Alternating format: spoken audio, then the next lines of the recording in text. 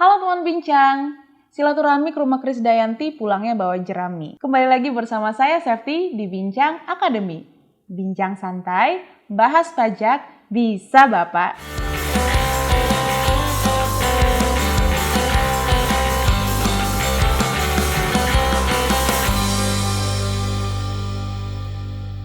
Saksikan terus Bincang Akademi yang tayang selama bulan Ramadan setiap hari Rabu dan Sabtu pukul 3 sore hanya di YouTube channel DDTC Indonesia.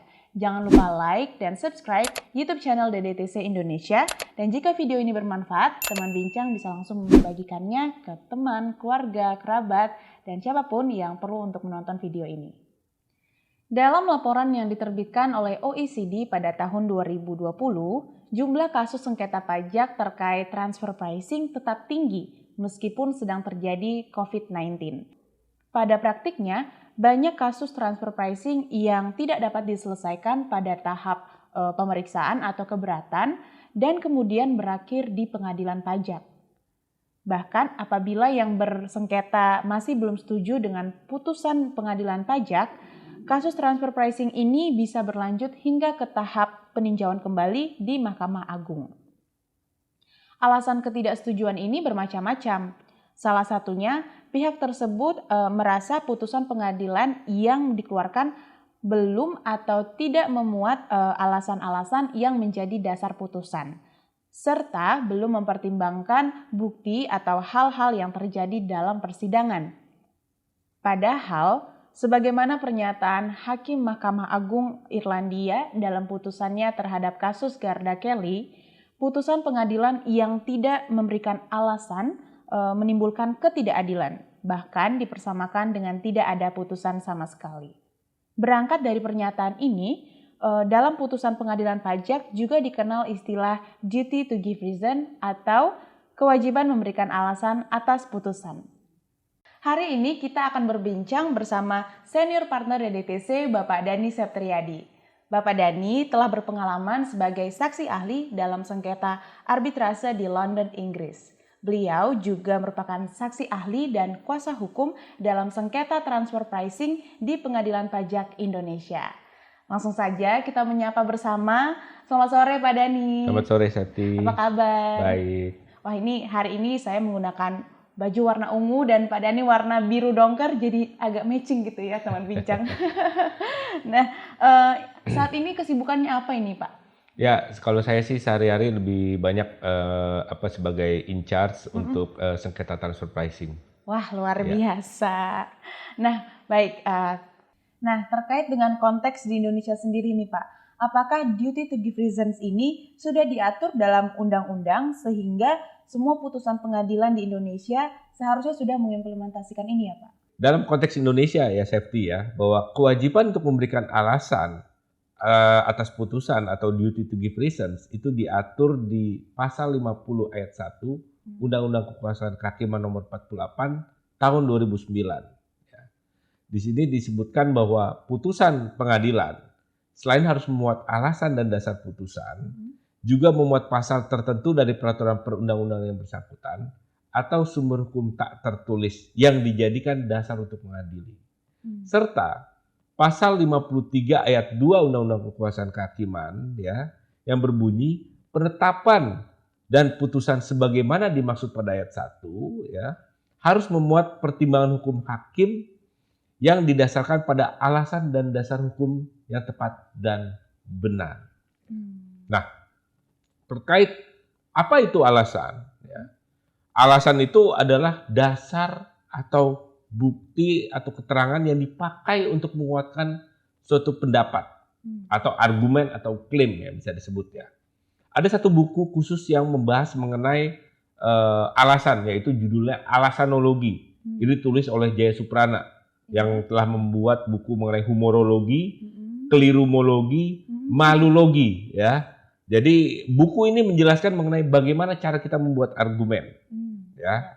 Jadi jangan sampai kita terpaku ketika kita dalam praktik perpajakan kita hanya menggunakan buku-buku atau referensi dari pajak atau hukum saja, tapi kita juga menggunakan multidisiplin ilmu yang lain, yaitu seperti ya kita bisa lihat di sini mengenai alasan monologi kita pakai sebagai referensi untuk bisa memahami apa sih yang dimaksud dengan alasan itu. Terkait di pengadilan pajak sendiri ya, itu telah diatur mengenai duty to give reasons di pasal 84 ayat 1 huruf F dan H ya. Mengenai Undang-Undang Nomor 14 tahun 2002 ya, yang menegaskan bahwa putusan pengadilan pajak ya, harus memuat pertimbangan dan penilaian atas setiap bukti yang diajukan dan hal-hal yang terjadi dalam persidangan selama sengketa itu diperiksa dan alasan hukum yang menjadi dasar putusan. Jadi kita bisa lihat di sini bahwa Undang-Undang Kekuasaan Kehakiman dan Undang-Undang Pengadilan Pajak pun telah mengatur mengenai kewajiban untuk memberikan alasan dalam putusan atau duty to give reasons. Nah, Undang-Undang Pengadilan Pajak pun mengatur bahwa putusan yang tidak memenuhi salah satu dari ketentuan di atas, ya, itu dianggap tidak sah. Dan ketua pengadilan memerintahkan sengketa segera disidangkan kembali dengan acara cepat, kecuali putusan dimaksud telah melampaui jangka waktu 1 tahun. Untuk detailnya itu bisa dilihat dari Undang-Undang Pengadilan Pajak pasal 84 ayat 2 Safety. Wah, komprehensif sekali. Berarti undang-undang kita sendiri memang sudah mengatur begitu ya Pak ya, kalau dalam suatu putusan pengadilan itu harus ada alasan dan dasar putusannya begitu ya Pak? Betul Safety. Melihat adanya hal ini sebenarnya apa ya Pak yang menjadi tujuan dari duty to give reasons ini? Oke, jadi kalau kita merefer atau merujuk kepada Badan Pembinaan Hukum Nasional ya, adanya duty to give reasons ini merupakan bentuk pertanggungjawaban hakim ya, atas putusannya terhadap masyarakat. Terus kemudian terhadap para pihak, pengadilan yang lebih tinggi, dan hukum itu sendiri. Sehingga bisa memiliki nilai-nilai yang objektif dalam putusan tersebut. Ya. Dan kewajiban ini pun sudah diberlakukan di semua negara, bukan hanya harus di Indonesia saja gitu. Ya, mengenai duty to give reasons ini. Contoh ya, di Amerika Serikat, duty to give reasons ini memiliki tujuan untuk mencegah biaya sengketa lebih lanjut. Ya. Karena adanya upaya hukum atas putusan yang buruk atau ambigu. Kita bisa lihat di sini bahwa di Australia juga kegagalan untuk memberikan alasan dalam putusan atau duty to give reasons dianggap error of law. Ya.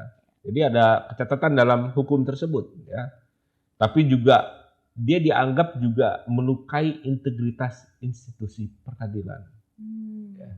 Kalau tidak ada memberikan alasan dalam putusan tersebut. Ya. Lebih lanjut dari Hakim McHugh tahun 87 ya. Dia menyatakan terdapat 3 tujuan dalam duty to give reasons itu Safety ya. Bahwa pertama, para pihak dapat melihat sejauh mana argumen mereka telah dipahami dan digunakan sebagai dasar hakim memberikan putusan.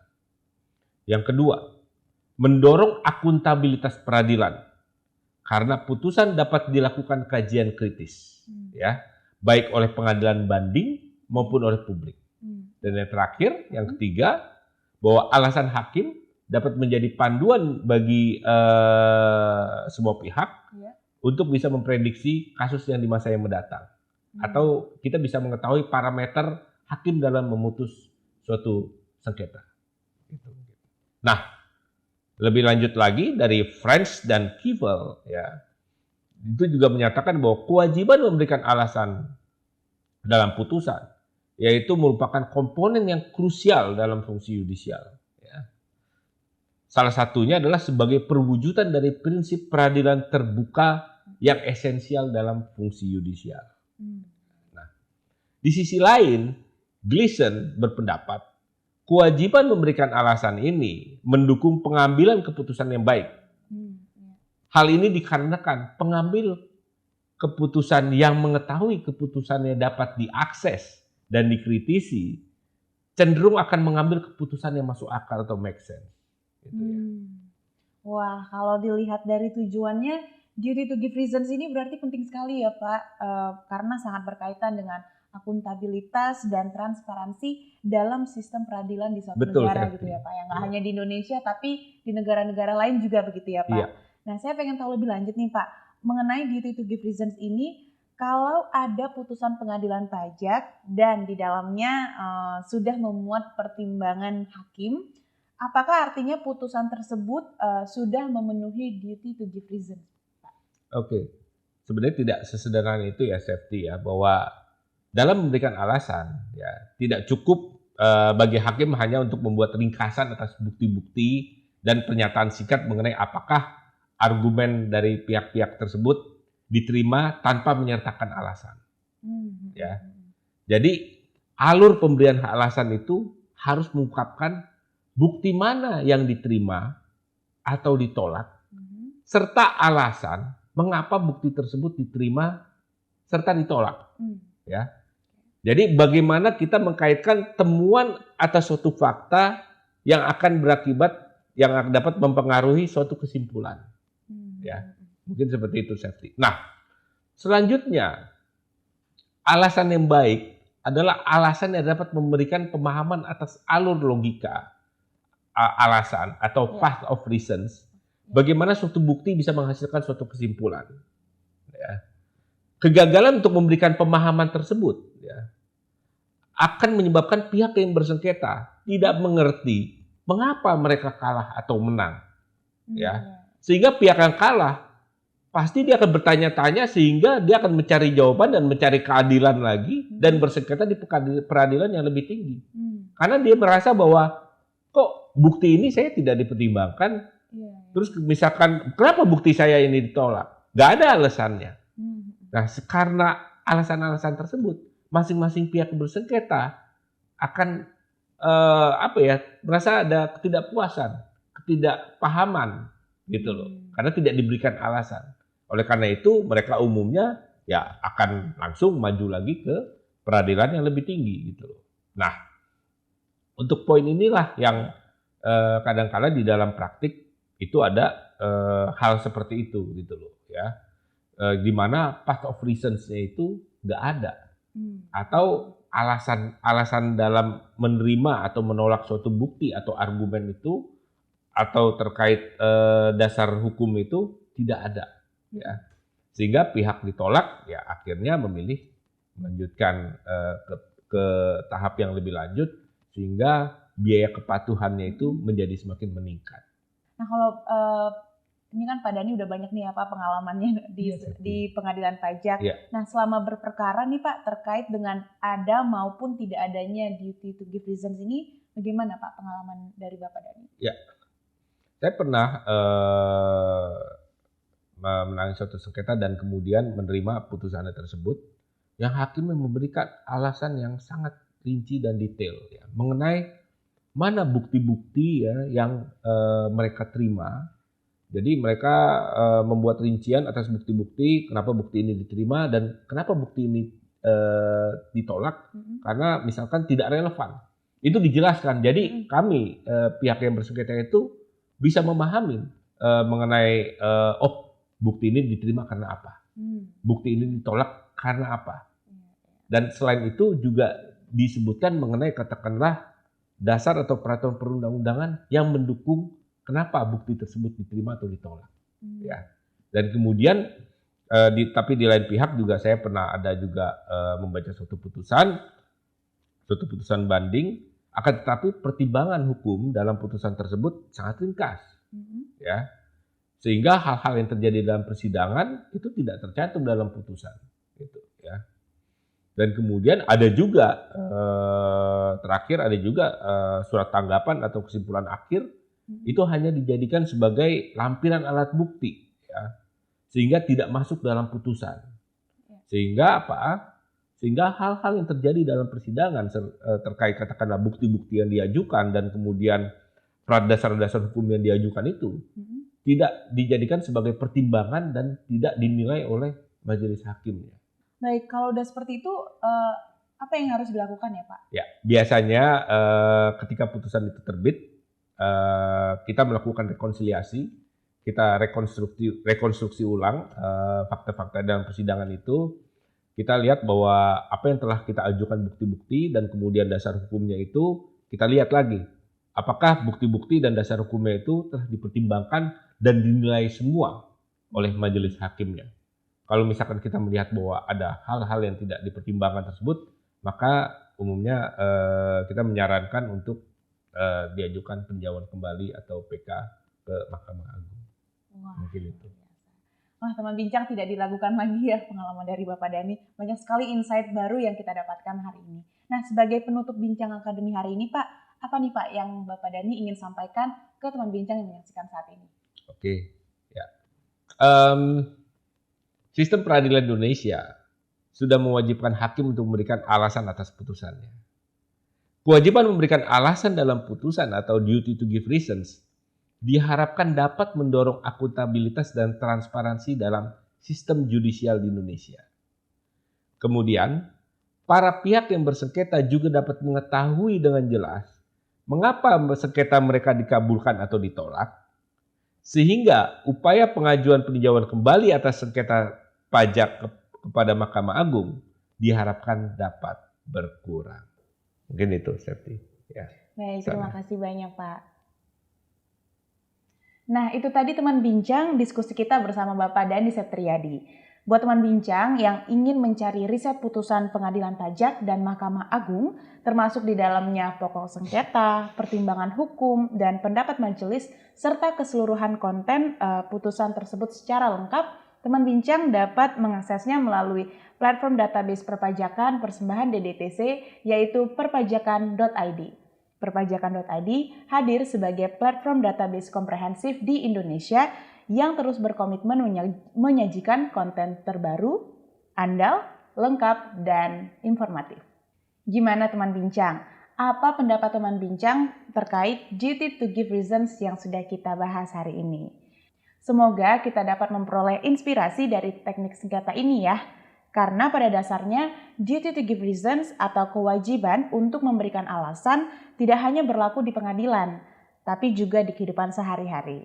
Bagaimana kita berargumentasi dan harus disertai dengan alasan dan bukti yang memadai. Nah, kira-kira teman bincang sudah menerapkan prinsip tersebut belum? Teman bincang dapat sharing di kolom komentar ya. Baik, Pak Dhani, terima kasih banyak atas waktunya. Sama-sama, telah menemani bincang akademi hari ini. Semoga sehat selalu dan sukses selalu ya, Pak. Teman bincang, terima kasih telah menyaksikan bincang akademi hari ini. Buat teman bincang yang merayakan, kami mengucapkan selamat menyambut Hari Raya Idul Fitri 1443 Hijriah. Semoga menjadi berkah untuk kita semua. Safety pamit undur diri. Makan nastar jangan dicampur kolak. Makannya juga jangan di tengah jalan. Anda khawatir dengan sengketa pajak? Duty to give reasons hadir ciptakan keadilan. Bincang santai, bahas pajak, bisa Bapak. Terima kasih teman bincang. Bye, sampai jumpa lagi.